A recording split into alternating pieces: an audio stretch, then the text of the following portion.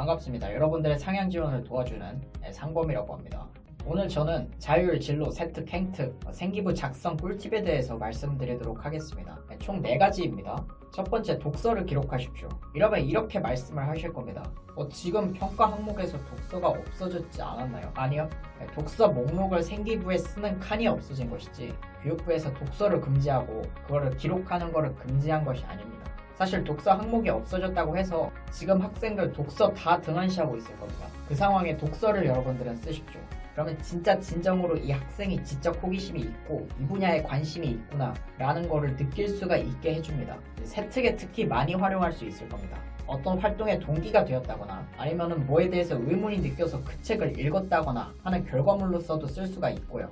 이 부분에 대해서 제가 사실 할 말이 정말 많은데 나중에 따로 영상으로 찍어서 올리도록 하겠습니다. 그러니까 구독 눌러주세요. 두 번째, 무조건 전공 적합성입니다. 저도 과거에 융합형 인재 컨셉이었습니다. 진짜 생기부의 절반이 인문학 이런 걸로 꽉 차 있었고 토론대회, 스피치대회 이런 데서 상 진짜 많이 탔습니다. 근데 요즘에는 3분의 1로 줄었죠, 칸이. 세특은 아직 많이 남아있지만 그렇게 되면은 전공 이외의 활동들도 쓸 경우에는 진짜 전공 쪽에 관심이 있는 학생이었는지 아닌지가 조금 불명확해집니다. 그렇다고 너무 외골수적으로 한 가지 분야만 쭉 하라는 것이 아니라 그냥 최소한 이쪽 전공으로 가고 싶은 학생이면 진짜 확실하구나 라는 정도만 느낄 수 있으면 됩니다. 그게 느껴진다면 융합형 인재 컨셉 이런 거 괜찮습니다.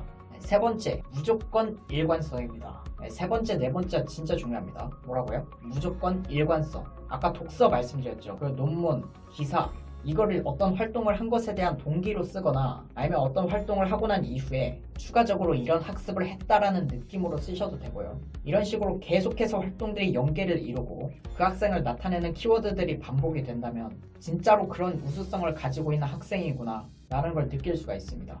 예를 들어서 세특이나 이런 데서 궁금한 것이 있으면 찾아보는 등 이런 내용이 나왔습니다. 지적 호기심을 나타내는 부분이죠. 그 세특을 증명하려면 다른 부분에서 그에 대한 구체적인 사례가 있어야 됩니다.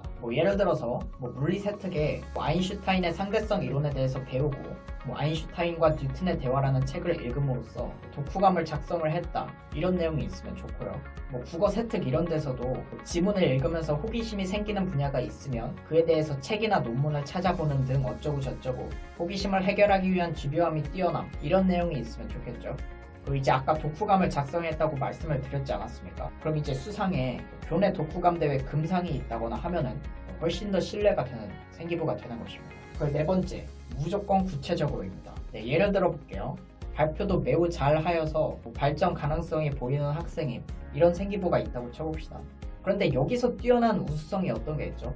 발표를 잘한다, 리더십이 있다 이거 두 개가 드러나 있죠. 근데 이 부분에 대해서 신뢰가 가십니까? 신뢰가 가지 않는 이유가 무엇이냐? 이게 얼마나 리더십이 뛰어나다는 것인지 얼마나 발표를 잘한다는 것인지가 감이 안 옵니다. 그 수치를 통해서 조금 구체화를 시킬 수가 있습니다. 팀 프로젝트의 거의 대부분을 이끌었으며 발표를 체계적으로 준비한 것이 눈에 보이고 그래서 발표자들 중에서 가장 돋보임 이런 문장이 있으면 좋겠죠. 이제 프로젝트의 대부분을 이끌었다. 수업 인원은 대충 30명이라고 치면은 가장 돋보였다니까 발표력은 한 상위 3% 정도다. 이런 거를 느낄 수가 있지 않습니까? 진짜로 자기가 우수성이 있는 분야가 있다면 구체적으로 써라 이런 부분을 말씀드리는 것입니다. 그래서 매우 관심이 많다, 창의력이 뛰어나다, 논리적이다 라는 내용에 대한 직접적인 서술보다는 사례를 통한 구체적인 서술이 좋습니다. 생물학 세특에서 배우는 내용 중에서 자신이 기존에 알고 있는 토코페롤이라는 물질을 이용해서 항균 작용을 해보면 어떨까 하는 아이디어를 떠올리고 그에 대해서 선생님께 피드백을 받고 이거를 바탕으로 토코페롤을 이용한 항균제 개발 이런 보고서를 작성했다는 내용을 쓴다던가 이런 식으로 구체적으로 써야 됩니다. 그래서 오늘의 내용을 정리하자면 방향성은 무조건 전공 적합성이다. 그리고 그것을 위해서는 일관성 있게 연계를 짓는 능력 그리고 구체적으로 서술하는 능력 그 두 가지로 이제 전공 적합성으로 향해야 된다라는 것입니다. 그리고 첫 번째로 알려드린 독서를 통해서 이제 틈새 시장을 공략하는 그 부분도 숙지를 하셨으면 좋겠습니다. 질문이 있으시다면 댓글 남겨주시면 감사하겠습니다. 더 좋은 내용으로 찾아뵙겠습니다. 그럼 다음에 뵙겠습니다.